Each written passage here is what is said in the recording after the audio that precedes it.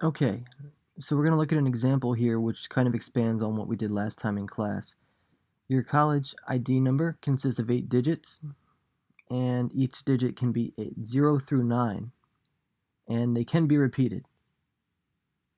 What's the probability of getting your college ID number when randomly selecting an 8-digit number? So if we were to randomly select an 8-digit number, we have to think about what that would look like. So we'd have 8 digits back to back to back to back. And remember that fundamental counting principle. We said if there's m ways to do something, n ways to do another, there's m times n ways of doing them together. We have 8 different things happening here. So however many ways each one we end up with, we're going to multiply all those. So we said each digit can be 0 through 9, so that means that there's 10 different ways to do each of these digits because they can be repeated. So we end up with 100 million possible ID numbers here. And only one of those is your ID number. So the probability of coming up with your ID number is going to be 1 out of 100 million.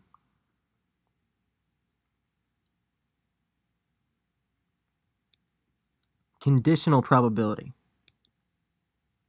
So the probability of an event happening given that something else, another event, has already happened. So we write that as the probability of B given A. So it's B with a line in the middle and then A. And we're finding the probability of B happening. A has already happened. So for example, 2 cards are selected in sequence from a standard deck.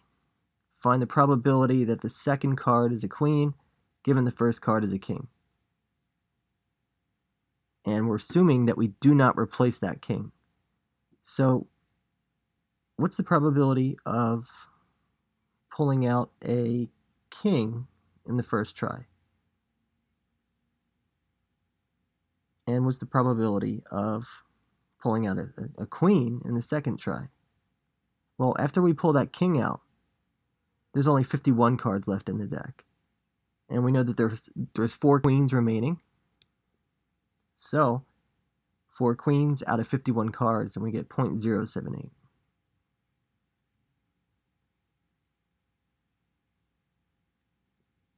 All right, the table shows the results of a study in which researchers examined the child's IQ and the presence of a specific gene. We want to know what the probability is that a child has a high IQ given that the gene is present. And so if we look at this table here, the first row there, high IQ, we have both gene present, gene not present, and then the total of just high IQ.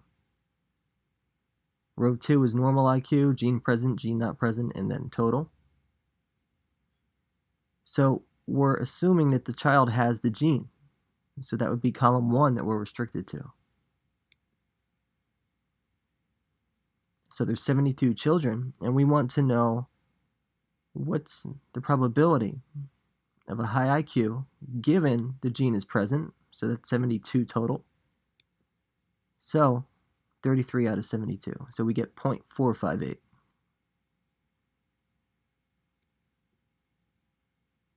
All right, independent events. And this is pretty much exactly what these sound like. The occurrence of one event does not affect the probability of the occurrence of the other. So they're just independent. So if that's the case, if our 2 events are independent, then when we find the probability of B given A,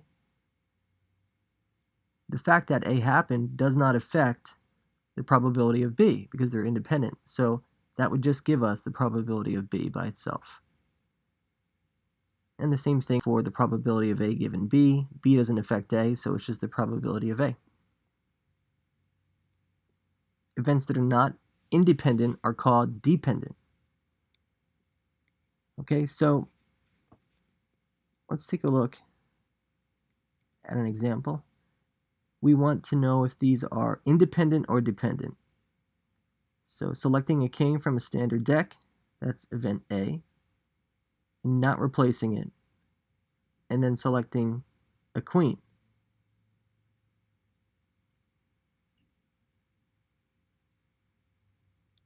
these are going to be dependent. And that's because after we pull that first card, it changes the probability of the second one. There's less cards in the deck now.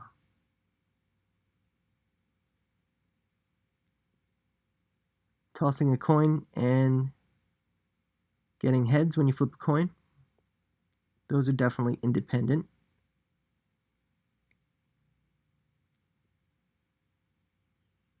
And the probability that two events, A and B, will happen in sequence is the probability of A times the probability of B given A. So that's a formula. You might want to write all these probability formulas on one page just so that you have them. Maybe at the end of your notebook or something, just so that they're on one place. You don't have to search for them. So remember that the probability of B given A, if A and B are independent, is just equal to the probability of B. So that second one there is going to simplify just to the probability of B if they're independent only. Alright, so two cards are selected without replacing the first. Find the probability of selecting a king and then selecting a queen. So, we're not saying what's the probability of selecting a queen given a king was selected. We're saying what's the probability that if I draw two in sequence, the first is a king, the second's a queen. So we know the probability of a king is going to be 4 out of 52. The probability then of a queen is 4 out of 51. And so our probability would be 0.006.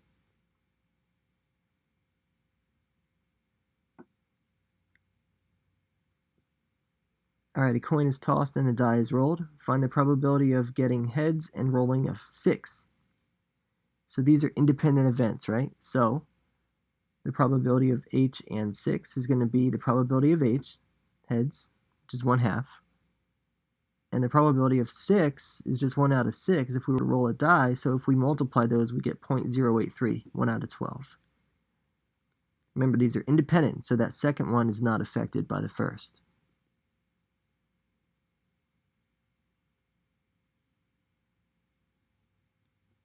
All right. A knee surgery has a success rate of 0.85. Find the probability that 3 surgeries are successful. So all we have to do is multiply 3 of those together. And we get 0.614. You can see their probability went down a little bit, and that's normal. We know that the probability of completing 1 successfully is probably going to be higher than 3 in a row successfully.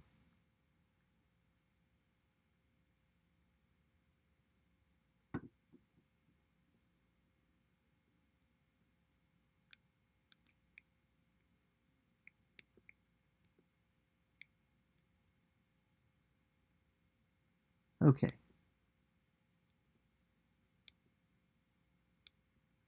Find the probability that at least one of the 3 knee surgeries is successful.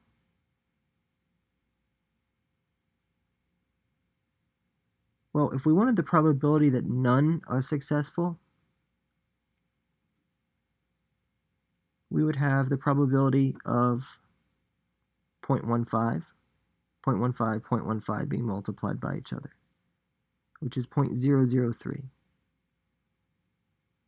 So remember our complement rule. The probability that at least one is successful means that 2 or 3 are going to be successful. Or 1, I should say. So 1 or 2 or 3 are successful. And the complement of that, everything outside of that, would be the probability that none are successful. So the probability of an event is equal to 1 minus the probability of the event's complement. And so if we use that here, we get 0.997.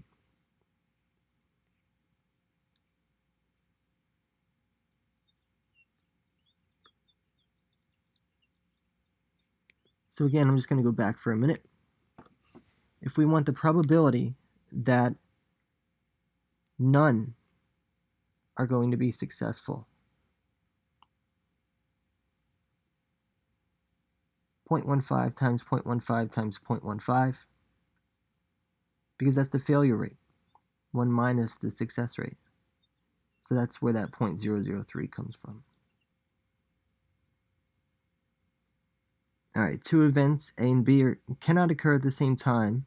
That means that they are mutually exclusive. So in this Venn diagram here, A and B are mutually exclusive. The second one, A and B are not mutually exclusive because they kind of overlap there. There's a chance of them happening at the same time. So an example, are these two events mutually exclusive? We have A, roll a 3, B, roll a 4. And it turns out they are mutually exclusive because they can't happen at the same time if we just roll once. Randomly select a male student, randomly select a nursing major. So if we randomly select one person, they could be both of those, and that means that these are not mutually exclusive.